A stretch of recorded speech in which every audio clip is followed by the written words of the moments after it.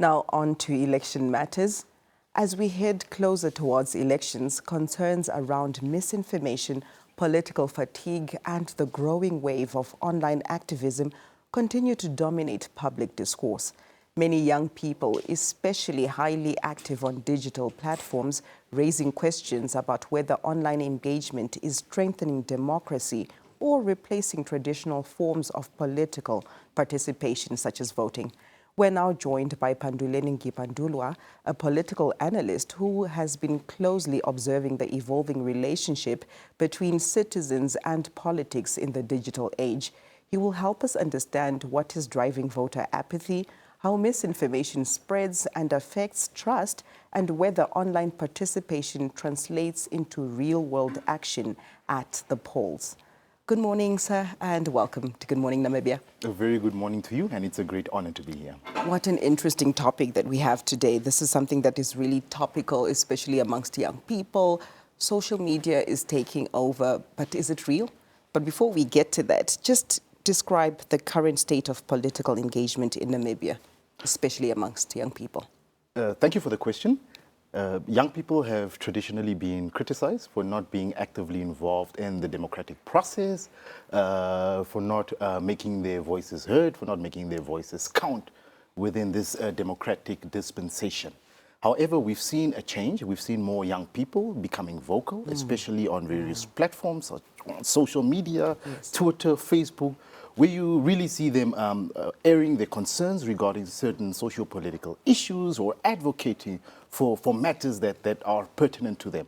So we've seen a change in youth engagement in the democratic process. And I think young people are starting to realize more and more how politics affects their daily lives.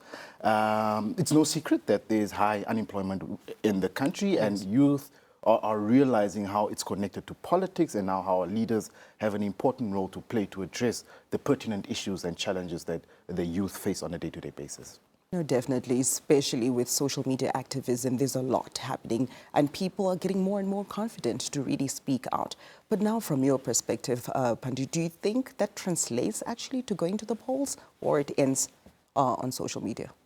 I think it's starting to. If we look at the turnout in the last year's election, I think it was quite high, higher than what we had in 2019. Yes. So it shows an uptick in engagement, and we know the youth is the biggest voting demographic. So yes, it is slowly starting to translate into political participation, but I think we can make even greater advancements in this regard. I still think there are still many young people who just air their views on social media, but then they don't turn up at the polls. I've been engaging youth this year as well, and many of them don't seem eager to cast their ballots on the 26th of November in the regional and local elections. But as you rightfully said, it's changing, the conversations are changing, the behavior of the youth is changing when it really comes to politics and so forth, just going beyond social media and translating it into the real world. Now, obviously with social media, there's a lot of information, misinformation. What is all that all about? And in your view, how is it shaping public opinion? Mis and disinformation really affects public opinion. I've seen a trend in various elections that we've had where political parties attempt to sway the views of the electorate through mis and disinformation. Something that I always see in most elections is that political parties accusing, for instance, the electoral management body of conspiring to rig elections. Now, you're free to make these allegations, but it must be substantiated with evidence. And we haven't seen these political parties bring substantive evidence to the courts to prove that elections are actually manipulated. So in the absence of credible evidence, it becomes dangerous. What are you signaling to voters is that the electoral process, there's no integrity, it's not an honest process, and what you're indirectly telling your voters is that it doesn't help showing up at the post because results are manipulated anyway. So we need to be very careful as a society. We need to be responsible and refrain from sharing mis and disinformation because it's actually contributing to the voters' apathy that we have in the country. It's disengaging voters, and yes, we need to make claims that are substantiated by evidence. and really do our best to debunk some of these myths that we Yes. see spreading on various social media platforms. Very powerful word you brought up there to say debunk these misconceptions and misinformation.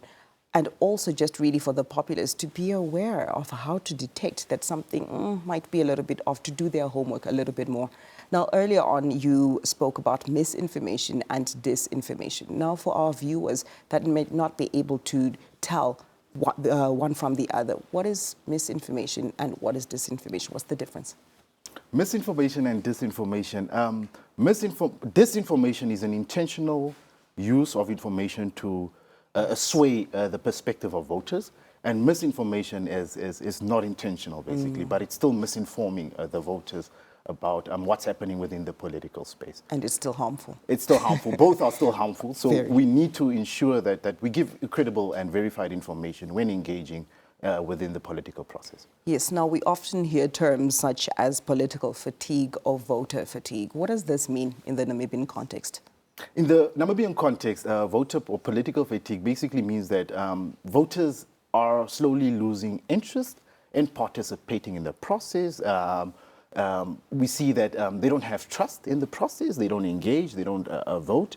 Many voters that I've engaged over the years have mentioned that even if they participate in the process, nothing is going to change. So, many of them have become disillusioned and have no interest in participating in the process. It's really fascinating when you really think about social media. You start thinking that is the reality of the world. That's what becomes your reality, which again really places emphasis on our need as an educated people, especially with the young people as they become more and more educated, for exposure, to get more information out there and not only rely on one source. Now, do frequent political scandals, service delivery, or slow reforms contribute to people feeling disengaged? Absolutely. People don't believe that the system is delivering the services that they're voting for, and then that slowly disengages them from the process.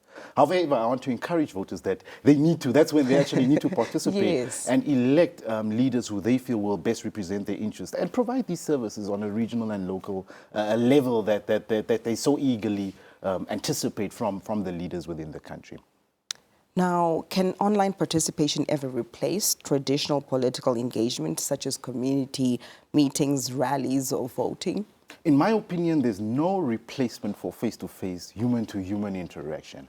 But what I would argue is that it enhances this process, yes, basically. So traditionally, political parties, the more seats, for instance, that you have in parliament, the more money you get from state coffers, the more resources you have to really mobilize voters in the most grassroots parts of the countries. Yes. Now, with social media, it actually levels the playing field where even maybe candidates or parties that don't have as much resources can actually reach voters.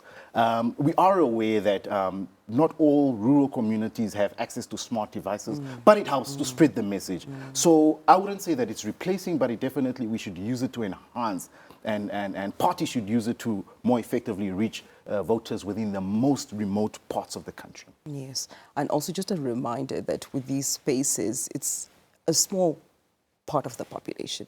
Nothing beats face-to-face interaction. Like you said, we are social beings after all. Now, any parting words from your end? We are a few days from the regional councils and local authorities elections. Are you going to vote? Absolutely, I'm going to vote. I'm busy dusting You off couldn't my say voter's no card. because it wouldn't quite work out. Yeah, but I have to vote. I have to Yes. make my voice heard. I understand the importance, especially when it comes to regional and local elections that traditionally have had a low turnout, more or less 43% and 38% respectively. Yes. So people don't realize that these are the people that deal with the bread and butter issues. You know, national politics deals with a national development plans and policy, but the regional and local authorities actually deliver services on the ground that the people so eagerly need. So it's important for the people to make their voices heard, to turn up at the post and cast their ballots for leaders who they believe will effectively deliver the services that they need within their communities. Yes. Now, just a last one. What do you think sometimes the perception, is it even reality? Sometimes the perception is that there's more of excitement from the voters when it comes to presidential elections in comparison to the regional councils and local authorities? Just in your opinion, is this a real perception, and why? Absolutely, it's real, and there's evidence if we look at the voter turnout for the different elections across or over the years.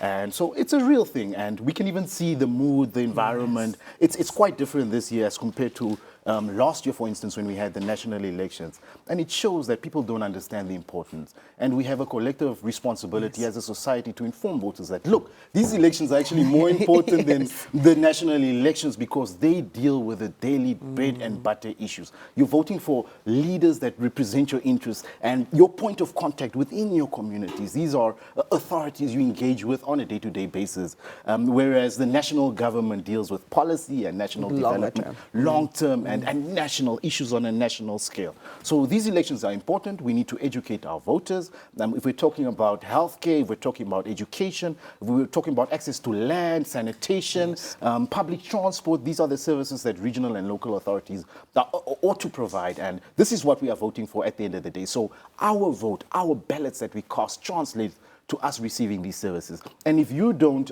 participate in this election, then I always say that you don't have a right to complain when you don't receive the services within the community because you didn't vote for anything. So what exactly are you expecting? Well said. Panduleni, thank you so much for your time. Thank you for having me here. Thank you.